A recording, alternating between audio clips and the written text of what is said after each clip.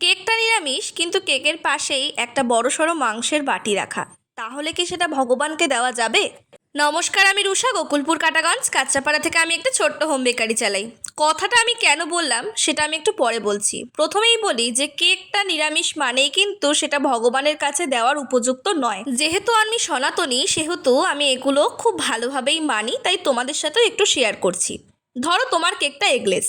এবার তুমি সেই কেকটা যে ফ্রিজিং করো, সেই ফ্রিজে তুমি মাছ অথবা মাংস রাখো, যেটা তোমার রেগুলার খাওয়ার জন্য ব্যবহার হয়, এবং প্রত্যেকটা বাড়িতে সেটাই স্বাভাবিক। এবার একটা কথায় আসি, আমরা যারা বেকারি থেকে এগলেস কেক কিনে নিয়ে আসি, বেকারিতে যেহেতু শুধুমাত্র কেক হয়, সুতরাং ফ্রিজের মধ্যে ডেইলি ইউজের মাছ মাংস থাকার কোনো প্রশ্নই ওঠে না। কিন্তু এটা বলতে আমার কোনো দ্বিধা বোধ করছে না।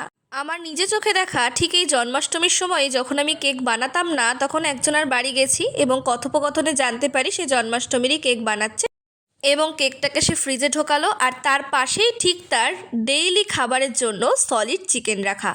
সারা বছর শুধুমাত্র জন্মাষ্টমী আর বয়স্ক যারা একদম আমিষ খায় না, আমি তাদের জন্য পুরোপুরি ভেজ কেক করি, তোমরা সবাই জানো। এবং আমার ফ্রিজটিও পুরোপুরি নিরামিষ। আমাদের রেগুলার ইউজের জন্য ফ্রিজ এখন ব্যবহারই হয় না। হোম বেকারি অবশ্যই পরিষ্কার পরিচ্ছন্ন। মা বলে চোখে না দেখলে দোষ হয় না। তবুও তোমরা তোমাদের দ্বিধা দূর করার জন্য অবশ্যই হোম বেকারদের প্রশ্ন করে তবেই অর্ডারটা প্লেস করবে।